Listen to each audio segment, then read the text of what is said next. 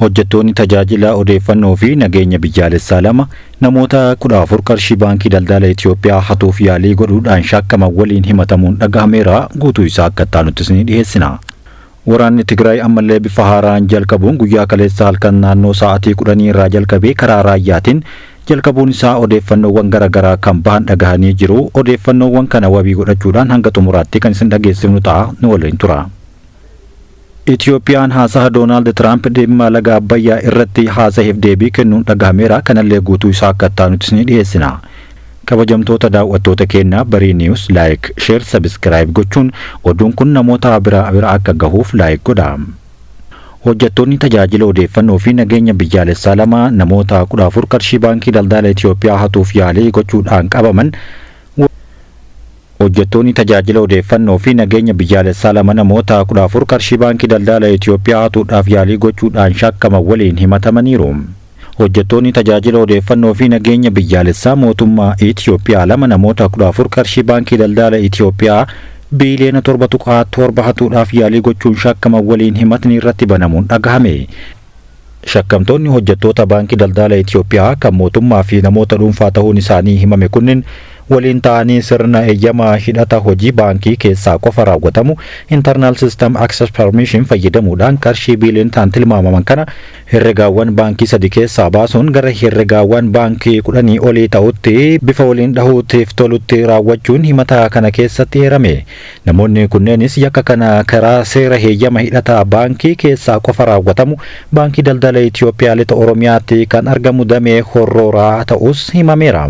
Galmeen dhaddacha yakka mana murtii ol aanaa lidataa akka himetti shakkamtoonni himannaan irratti dhihaate kunniin sochii maallaqaa baasuu hin eeyyamamnee fi daddabarsa maallaqaa uummataa dhoorkaa ta'e mala sirna heeyyama hidhata baankii keessa qofaa raawwatamu seeraan ala argame kanaan raawwatamuu isaa agarsiisa jedhan.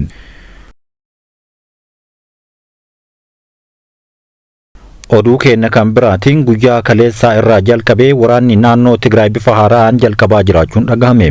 Waraanni naannoo Tigraay kun guyyaa kaleessaa halkan naannoo sa'aatii 10tti karaa raayyaa Allamaataatiin kan jalqabe yoo ta'u halkan guutuu waraannicharra akka bulames odeeffannoon garaagaraa dho'isaadhaan baate argisiifteerti. Kanuma sababa godhachuudhaan pirezidaantii yeroo duraanii kan turanii fi yeroo ammaa gorsaa muummicha ministeeraa kan ta'an obbo Geetaachoo Raddaa qeequmsa gochuudhaan barreeffama barreessaniiru. Barreeffama isaanii kana keessatti qeequmsa warra Eertiriyaa walii galem Tigraay naannoo waraanaa yookaan iddoo waraanni itti geggeeffamu gochuudhaaf ifaajaa jiran jechuun dubbateera. Kanuma sababeeffachuudhaan pirezidaantiin yeroo naannoo Tigraay yeroo ammaa Leetanaal Jeeneraal Taaddasaa Warradaa ibsa miidiyaaleef kennaniiti kan isaan jiran. Doonaald Tiraamp hidha haaromsaa guddicha Itoophiyaa maallaqa Ameerikaatiin ijaarame jechuu dubbatu hordofee mootummaan Itoophiyaa mufachiisuun dhagahame. Itoophiyaan ammoo deebii Doonaald Tiraamp kanaaf qophatti kenniteerti. Mootummaan Itoophiyaa himannaa pirezidaantiin Ameerikaa irra deddeebiidhaan hidha Abbayyaa Ameerikatu maallaqaan tumse jedhu dogongora jechuun himeera. Hidhi Abbayyaa kun waggoota 14 booda xumuramuun fulbaana dhufu eebbifamuuf jedhu Masrii Suudaan irratti yeroo dheeraaf mufii uumee ture. Booda garuu pirezidaantiin Ameerikaa Doonaald J. Tiraamp as bahuudhaan dhimma maallaqaa dabalataa yookaan maallaqaa kana kan haasa'aa turan yoo ta'u lammiileetti gaafii guddaa ta'uun dhagahameera. Ibsa guyyaa har'aa magaalaa Finfinneetti hidha haaromsaa gama faayinaansiitiin 100% yookaan 100% ofiin ijaarame jechuudhaan aanga'oonni mootummaa Itoophiyaa kennaniiru.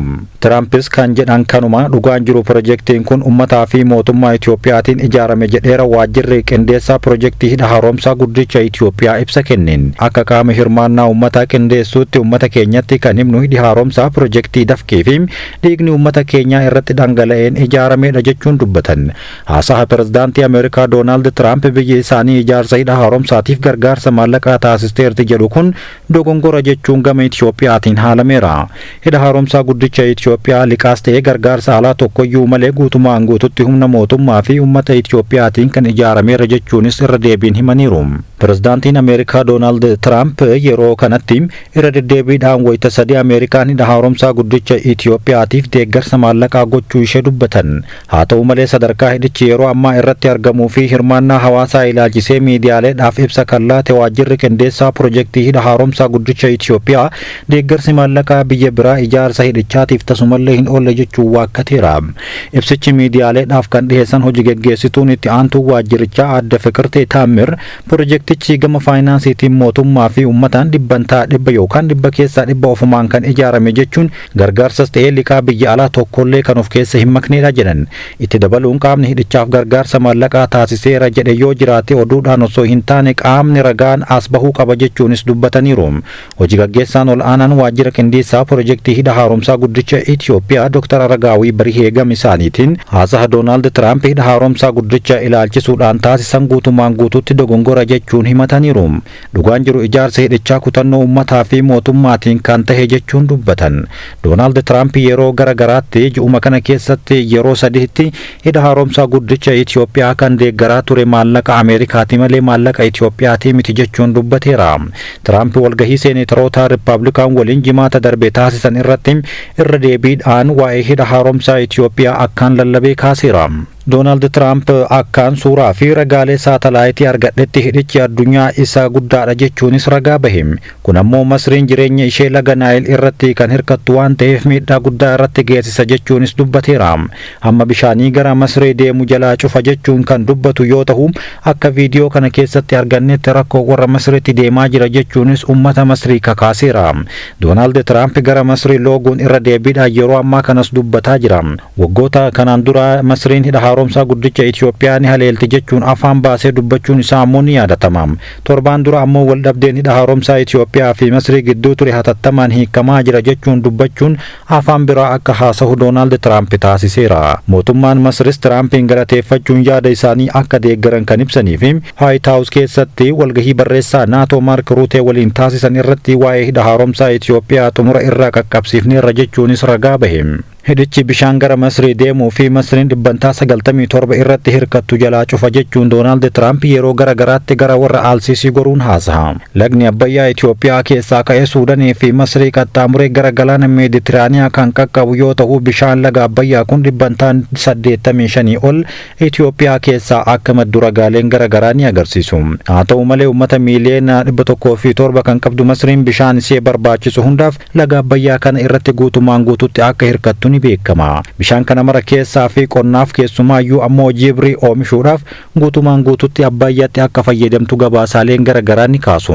Bishaan laga Abbayyaa kun haroo Naasir jedhamu kan humna ibsaa bishaanichaa irraa maddu hidha haaromsaa biyyattii Aswaan maddisiisuuf gargaaru guutumaan guututti biyyattii gargaaraa tureera. Uummata miiliyoona 48 kan qabdu Suudaanis gama isheetiin bishaan kana akkaan waan barbaadduuf yeroo garagaraatti Itoophiyaa irratti dubbachaa turuun ni beekama. Waliigalteen bara 1929 Masrii fi Suudaan bishaan laga Abbayyaa irratti hundaa'uudhaan walii mallatteessan hanga har'aatti itti fufeera. Itoophiyaan ammoo waliigalteewwan dulloomaa kanaan tahuu kan hin qabne jechuun yeroo garagaraatti hidha haaromsaa guddicha Itoophiyaa naaf ta'a jechuun hidha guddicha irratti hidhatteeti kan isheen jirtu. Hidhi laga Abbayyaa kun bara 2018 jalqaba irratti baatii fulbaanaa keessa ni eebbifama jedhamee eegama.